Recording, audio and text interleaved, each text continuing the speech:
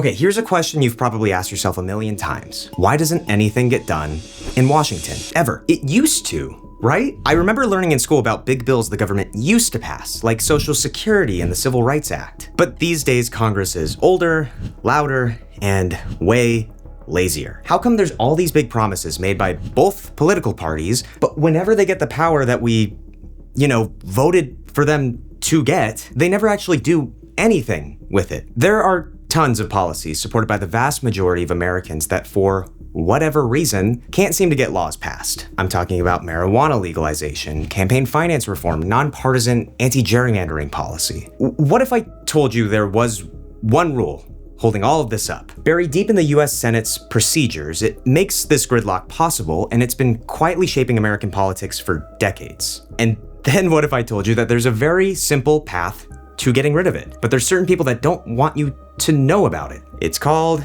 the filibuster. Now, you may remember hearing about this in some kind of government or civics class in high school. It could conjure up some idea of a senator standing at a podium talking for hours on end to stop some piece of legislation that they staunchly oppose. But in reality, it's a much more powerful tool that really doesn't require any of those theatrics. These days, the no-talk filibuster has become a mainstay in the rules of the Senate. This means that basically all pieces of legislation that go through the Senate, which is every piece of legislation that ever hopes to become law in this country, now needs 60 votes to pass instead of 51. With the parties increasingly becoming more polarized, this means less and less legislation gets through every term, as a single party's only held 60 Senate seats 2 times in modern American history, the most recent of which was only for a few months back in 2009. But at some point we have to be able to pass something, right? There's annual budgets and a military to fund. So to counteract this, new and old rules have been bent to get around the filibuster, with carve-outs that only require the 51 votes for certain topics, like the budget and confirming judges. But here's the craziest part about all of this. It only requires 51 votes to get rid of the rule that requires 60 votes. So why hasn't anyone from either party done it yet? I'm gonna break it all down. Where the filibuster came from, how it became what it is today, the best arguments for keeping it, and the best arguments for getting rid of it, and what would actually happen if it disappeared tomorrow. Because if you've ever wondered why the government feels broken, why the most popular ideas haven't become laws, and in general, just why Washington feels so stuck, you have to understand the filibuster. Full stop. Our story starts here. If you're not a Broadway fan or an American history buff, this is the duel between Aaron Burr and Alexander Hamilton that ends in Hamilton's death. Spoiler alert. Burr was presiding over the Senate as vice president at the time, and while being indicted for, murder, he decides to testify before the Senate on an entirely different issue: rules and procedure. One suggestion he made was to eliminate the rule to automatically cut off floor debate after a certain amount of time. This was soon enacted in the Senate's rules, and it didn't take long for pro-slavery senators like John Calhoun to start floor debates that went on indefinitely, to block bills he feared would diminish the power of slaveholding states. Now, ironically enough, you know who saw this as a danger? Hamilton. Back when writing the Federalist Papers, he wrote, quote, "If a pernicious minority can control the opinion of a majority, the government situation must always savor of weakness, sometimes border upon anarchy." He believed if a persistent minority could control the majority's decisions, the majority would be forced to compromise with the minority's views, which would allow the smaller group to dictate policy. He argued this could result in lengthy delays, constant negotiation, and bad compromises. Sound familiar? Hamilton's view was that giving a minority the power to perpetually block the will of the majority leads to insufficiency, gridlock, and a government unable to act effectively in the public interest. So I guess it's a good thing Aaron Burr killed that guy before changing the rule. By the middle of the 1800s, the term filibuster entered American politics. It was used sparsely, but allowed any senator to virtually kill any piece of legislation. This came to a head during World War I, when a group of 11 isolationist senators used the filibuster to block a bill that would have allowed merchant ships to arm themselves. So under pressure from President Woodrow Wilson, the Senate adopted Senate Rule 22, which allowed debate to be cut off by a 2/3 vote of senators present and voting. But that's still a lot of senators. Over the next 40 years, this rule was only used to end the filibuster 5 times. Southern segregationists in particular weaponized the filibuster by blocking civil rights bills, including by notoriously defeating anti-lynching legislation in the 1930s after 30 days of debate. By the mid-1900s, filibusters entered the political mainstream. Some famous examples include Senator Huey P. Long's 15-hour filibuster in the 1930s, and Oregon's Wayne Morse holding the floor for 22.5 hours in 1953 over an oil bill. The longest individual speech came in 1957, when South Carolina's Strom Thurmond spoke 24 hours and 18 minutes straight, trying to block the Civil Rights Act of 1957. Now, Thurmond's effort ultimately failed. The bill passed, but it set a record at the time, a record that was held until April 2025, when New Jersey Senator Cory Booker delivered a 25-hour and 5-minute speech protesting the Trump administration. So he now holds the longest single senator filibuster on record, a generational Strom Thurmond L. These frustrations with the filibusters led to major reforms in the 1970s. In 1975, the Senate lowered the threshold from 2/3 to 3/5. Now, only 60 senators are required to end debate on most matters. But another, usually overlooked change came in 1972. It was a new method called 2-track Senate proceedings. I know that sounds boring and complicated, but stay with me here. This is really important. This rule basically allowed bills that were being filibustered to be put on hold for other Senate business. Before dual tracking, a filibuster would tie up all Senate business until resolved. After this passed, the Senate could set aside the filibustered item and move to other agenda items. This reform was meant to use floor time more efficiently, but it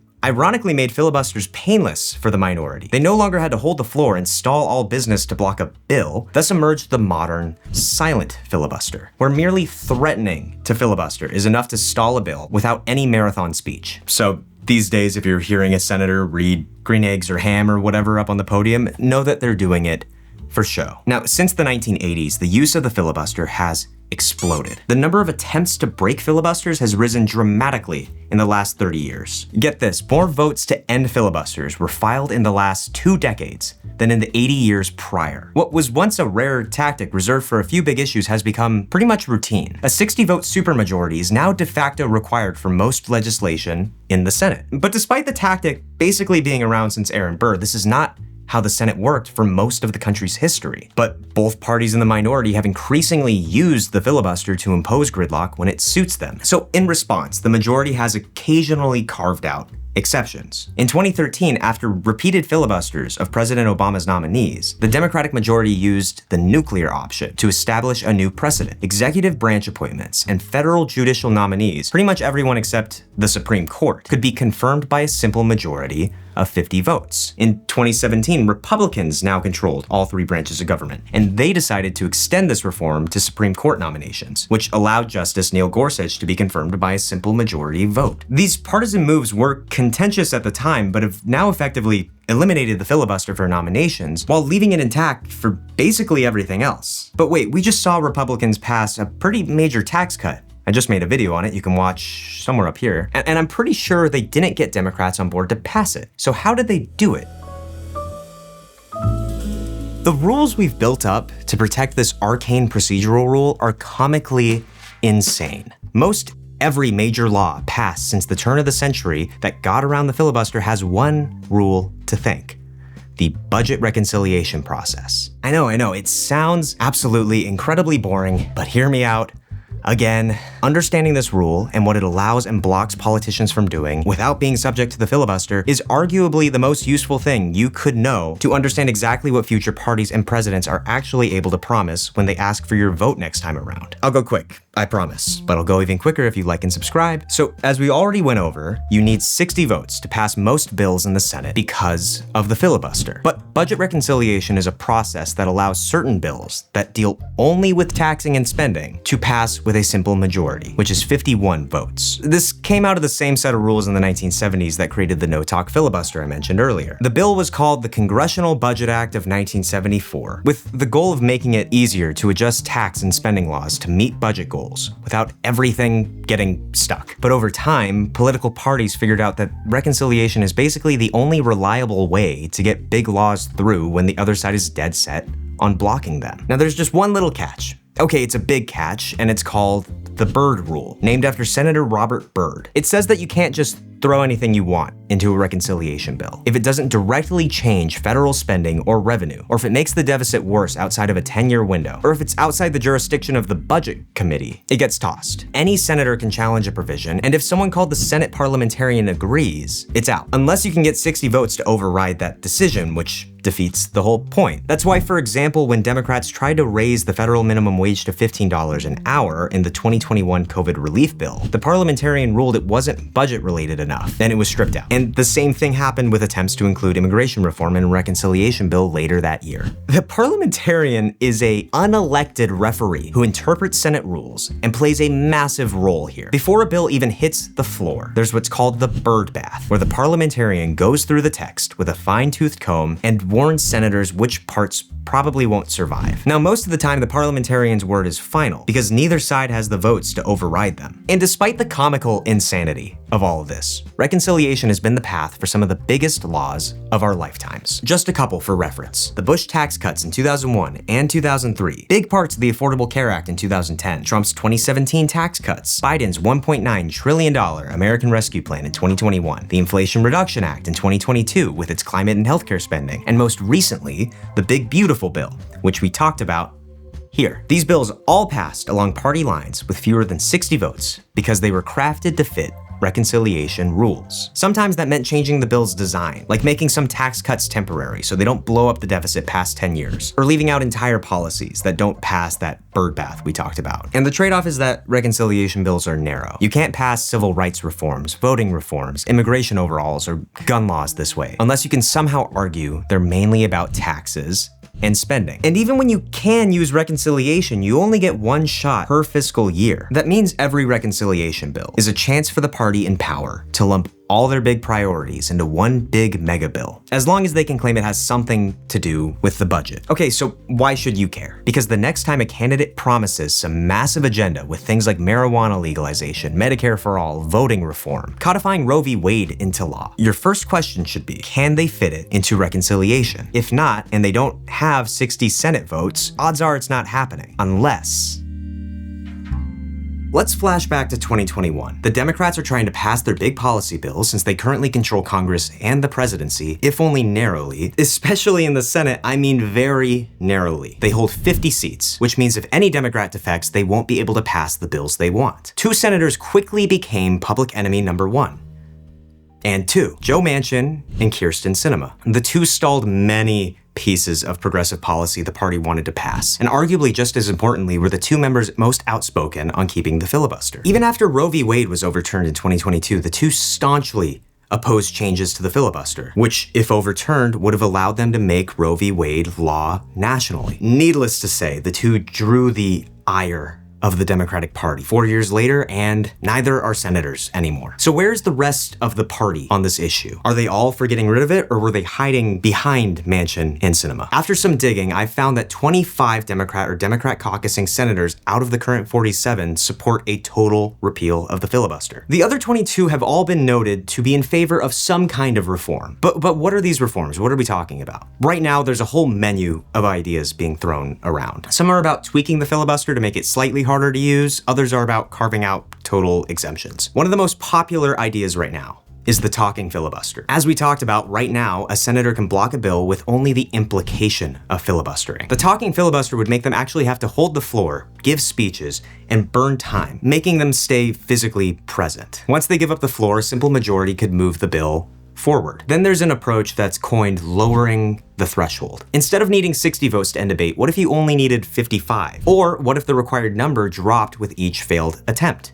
60 the first time, then 57, then 54, eventually getting down to a simple majority. This lets the minority have its say, but stops them from blocking forever. Another technical change would be to flip the burden to the minority. Under the current rules, the majority has to find 60 votes to end debate. But in this reform, the minority would have to find and keep 41 votes on the floor to keep the debate going. Miss the mark, or someone's sick and can't show up, and the bill moves on. It shifts the work and the risk onto the side doing the blocking. We've also seen calls for carve-outs. As we know, the Senate already made a carve-out for budget reconciliation and for judicial nominees. But what about more? Like exempting voting rights bills from the filibuster, or permanently exempting the debt ceiling to avoid some of the scary fights we've had in the last few years. The argument here is that some issues are too important to be held hostage to a supermajority rule. Of course, the danger is once you start making some exceptions, it's easier for the other party to demand their own exceptions when in power. So once you run through all these carve-outs and changes and tweaks, your last option is total abolition. Scrap the 60-vote rule completely and run the Senate like the House, or like most legislatures in the world, where a simple majority passes bills. It's the cleanest option, but without total support from all Democratic senators, we can't expect it anytime in the near future. And that's the sticking point. In 2021, Democrats didn't have unity over changes to the filibuster, which hampered what they could do in power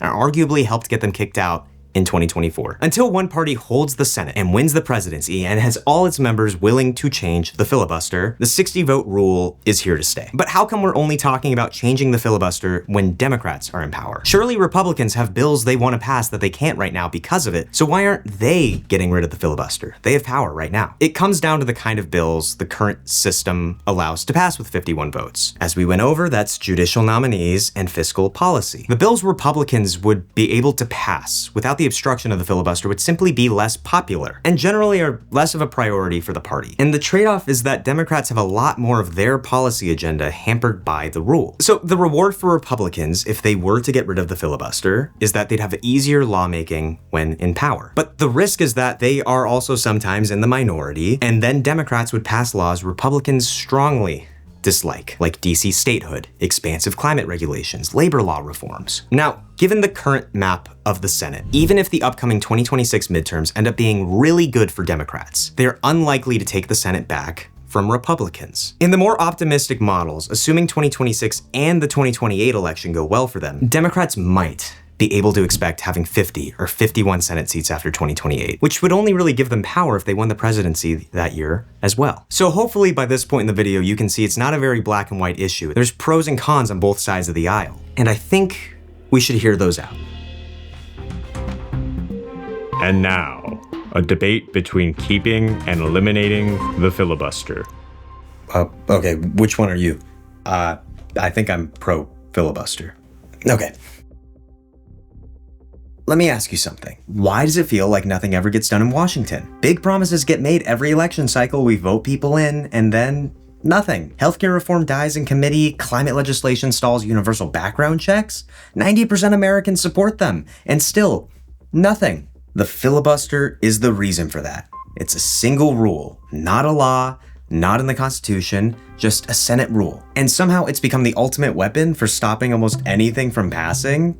Most people don't even know it exists. Okay, so you keep talking about it like it's the secret rule, but if you know anything about the Senate and if you follow what happens there, everyone knows about the filibuster. It's not some secret rule holding everything hostage.